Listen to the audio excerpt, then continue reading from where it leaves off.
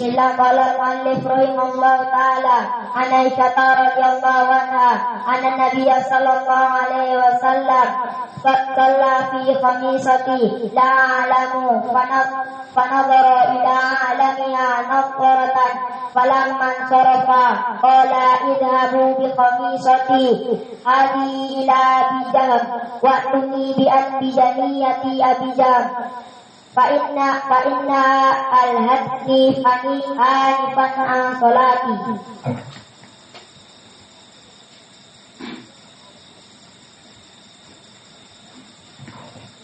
Bismillah. Qala mu'allif rahimahullah ta'ala an Aisyah radhiyallahu anha anna Nabi sallallahu alaihi wasallam shalla fi qamisati fadillaha a'lamun wa nadhara a'lamiha nazratan falamman sarafa qala idhabu bi qamisati hadhihi ila bidah wa tuni bi anbijaniyati Abi Jaham fa innaha al-hadni hanifan an salati.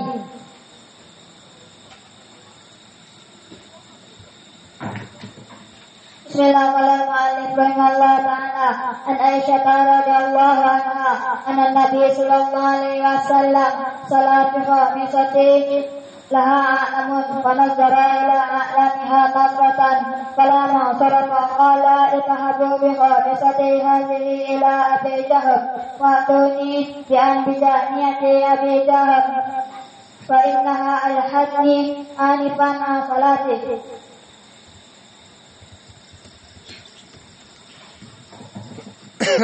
Qala al-mu'allif rahimahullah ta'ala an Aisyah radhiyallahu anha anna Nabiy sallallahu alaihi wasallam falamman shalla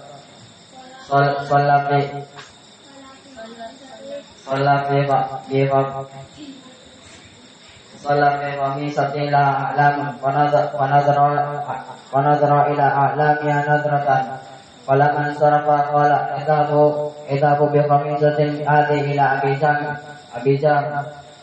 Faktuni bi anbijaniyatin abijam Faina al-hadni anifan an sholati.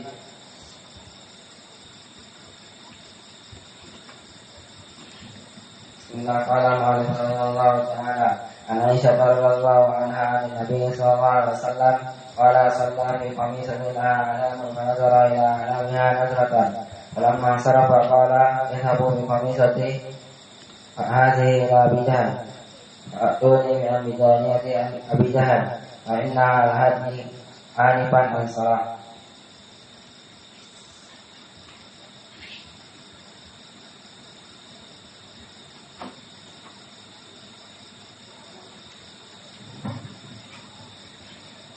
Qala mu'allif rahimahullah ta'ala an Aisyah radhiyallahu anha an Nabi sallallahu alaihi wasallam sallaitu fi khamisati laha a'lam fa nadartu ila a'lamiha falamman sarafa qala idhabu bi khamisati hadhihi ila bijam wa tuni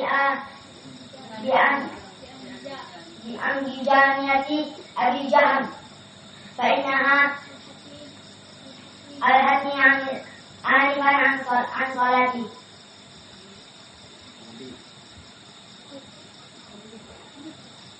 Yalah, siapa lagi yang tidak hafal asal?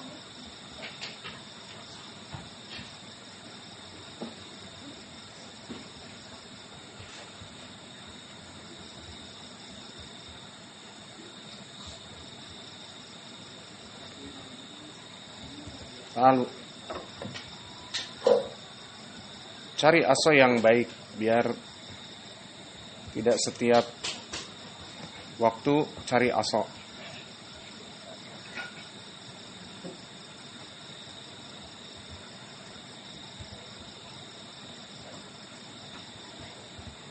Tal, man mayahfad. Tal, entah. Tal.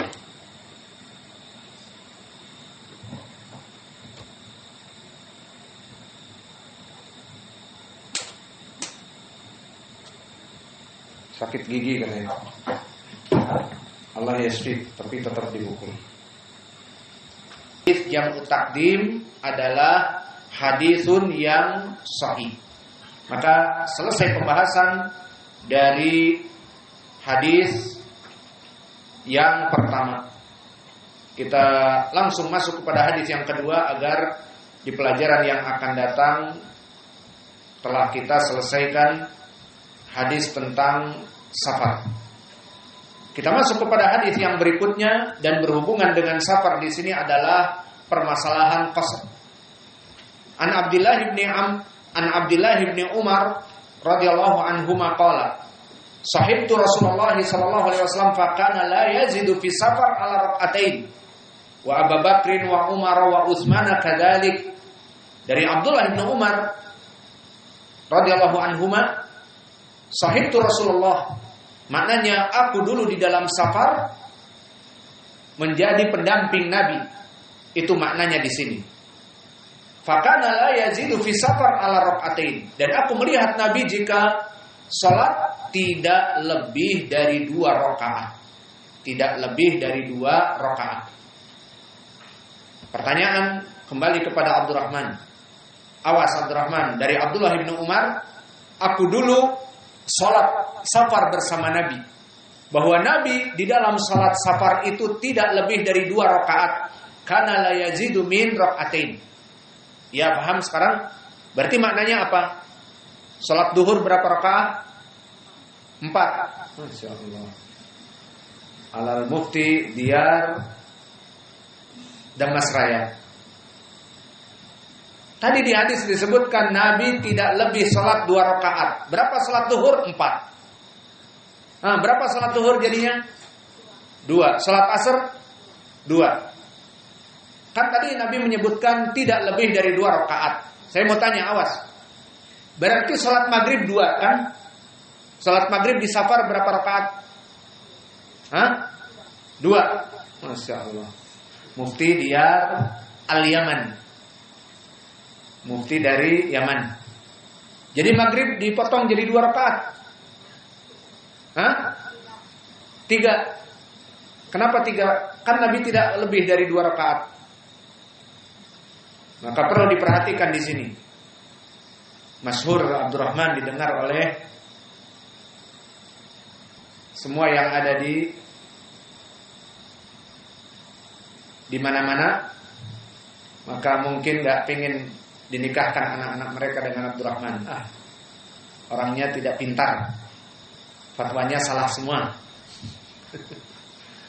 Maka di sini dari Abdullah bin Umar dikatakan kana la yazidu fi safar ala rak'atain, bahwa Nabi tidak pernah menambah dari 2 rakaat sehingga duhur wal asr 2 rakaat, maghrib wal isya 2 rakaat.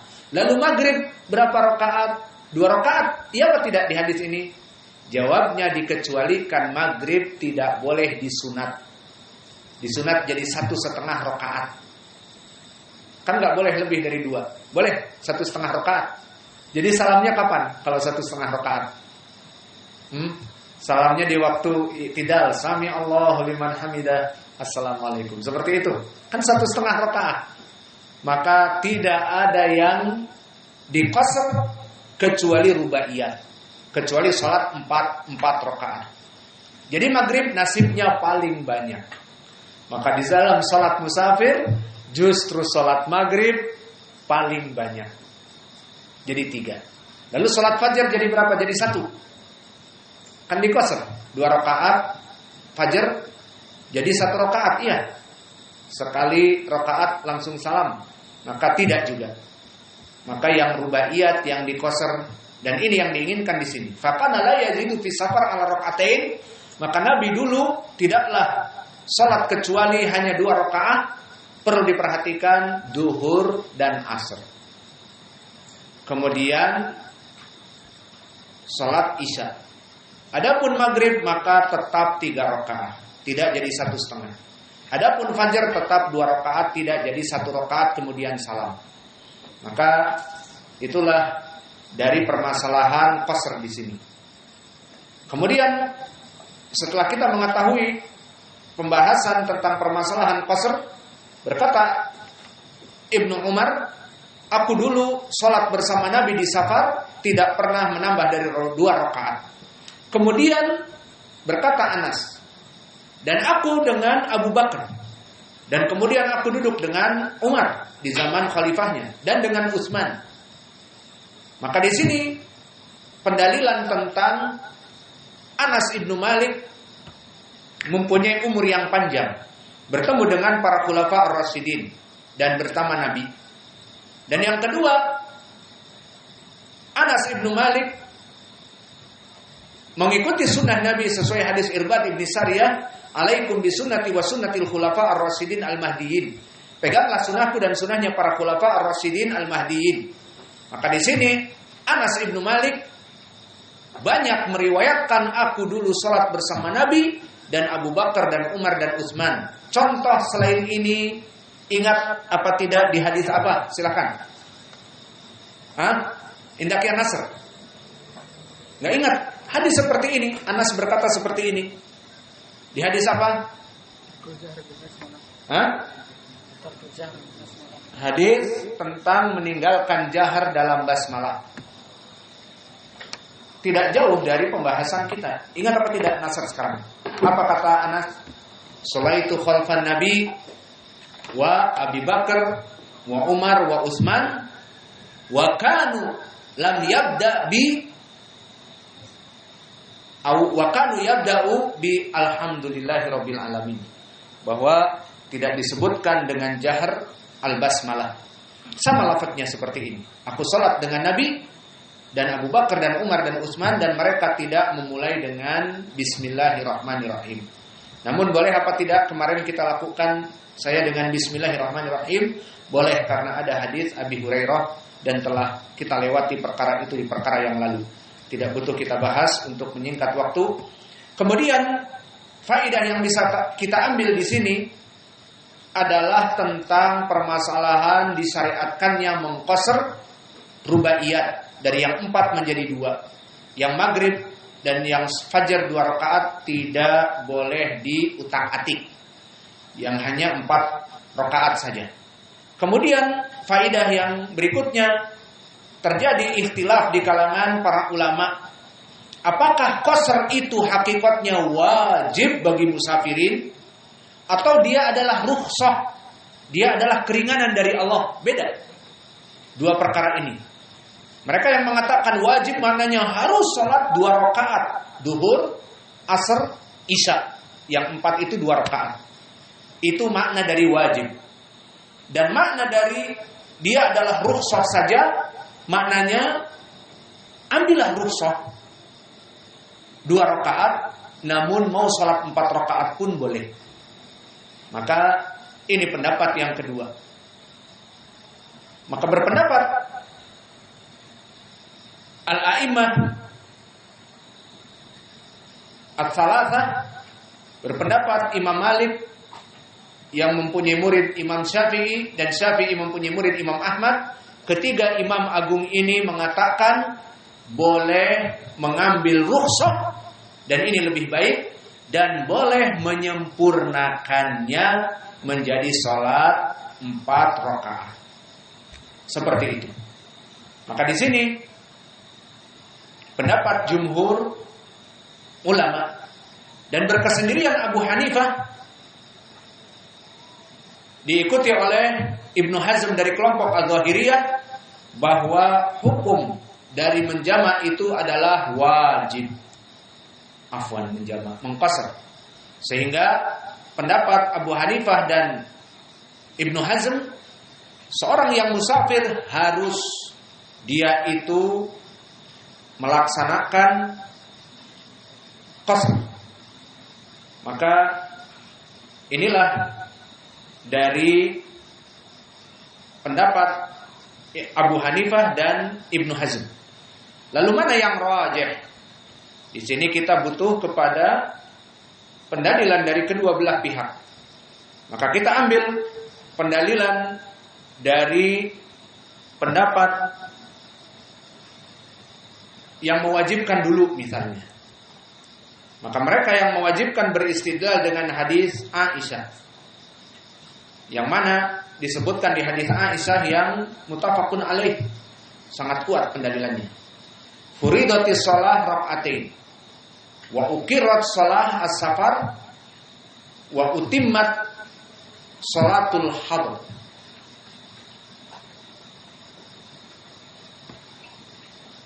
Maknanya disebutkan oleh Aisyah, diwajibkan salat asalnya dulu itu 2 rakaat di zaman Nabi di Madinah, di Makkah.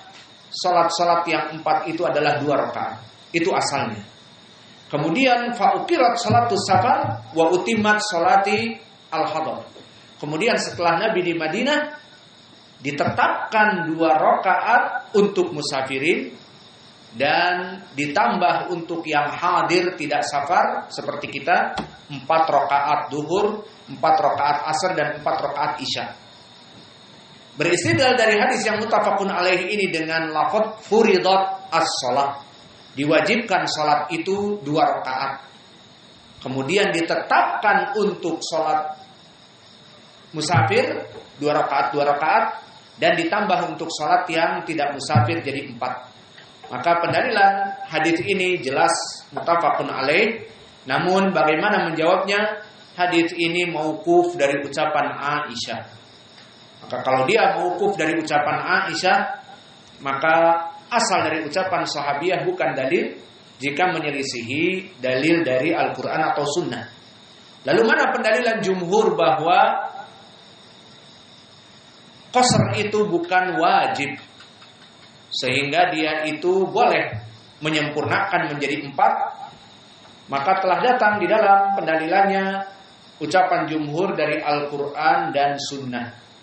Maka dari Al-Quran di dalam surat An-Nisa Allah berfirman, "Falaisa 'alaikum junahun an taqsuru minas shalah." Kalimat laisa 'alaikum junah maknanya mengangkat kewajiban. Maknanya tidak apa-apa bagi kalian antak suruh minas salah, di saat kalian mengurangi salat menjadi 2 rakaat. Siap Abdurrahman, kalau lalai lagi kita tanya, itu obatnya buat kamu. Ditanya terus dalam pelajaran biar tidak main-main. Maka ini pendalilan dari Al-Quran, falaisa 'alaikum junahun antak suruh minas salah. Tidak ada bagi kalian kewajiban di saat kalian mengqasar dari salat. Jelas di dalam ayat Al-Quran di surat An-Nisa. Dan di sana ada dalil hadis yang dijadikan pendalilan jumhur, dikeluarkan oleh Imam Ad-Darqutni dan Al-Baihaqi dari jalan Atha ibnu Abi Rabah dari Aisyah. Atha ibnu Abi Rabah dari Aisyah, berkata Aisyah bahwa Nabi Muhammad SAW kana yaksuru fis safar wa yutim wa yuftiru wa yasum. Ini poin pendalilannya, bahwa dulu Nabi Muhammad SAW dulu yaksur fis safar, mengqasar di safar dari 4 rakaat menjadi 2 rakaat, wa yutim, dan dia juga menyempurnakan dari duhur 4 rakaat disempurnakan di dalam safarnya. Dan makan dan berpuasa, maknanya berbuka dan kadang berpuasa.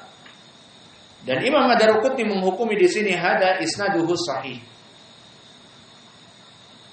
Maka ini juga dijadikan pendalilan oleh jumhur bahwa Aisyah berkata dulu Nabi safar mengqasar dan menjamak, menyempurnakan. Yutim maknanya menyempurnakan. Sehingga Nabi sholat duhur 4 rakaat dan asar 4 rakaat, itu yang diinginkan. Namun wallahu alam, dohirnya hadis yang diriwayatkan oleh Imam Ad-Darqutni adalah hadis yang bermasalah.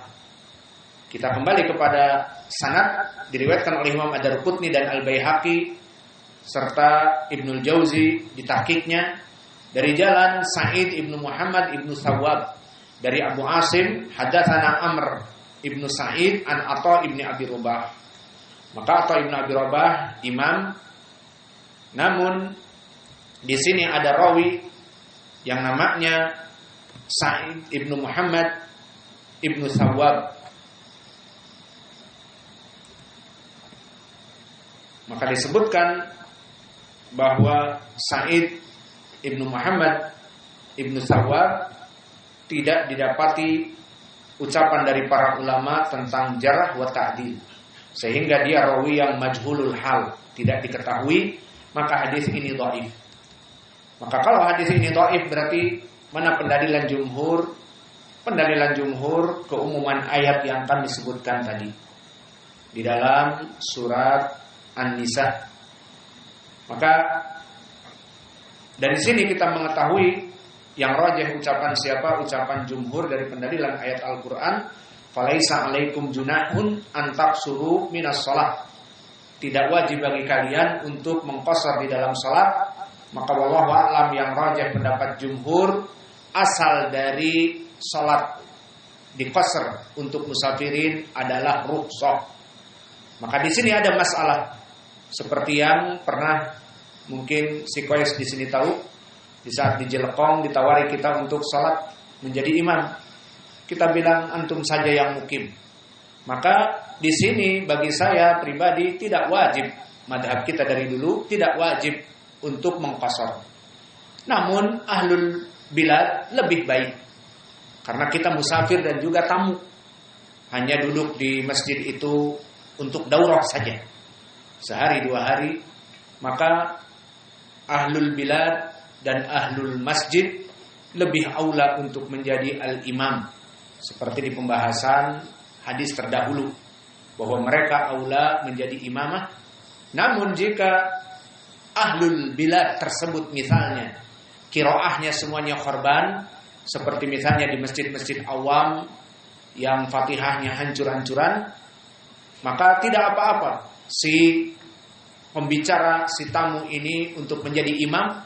Tinggal permasalahannya, lalu bagaimana salatnya dia?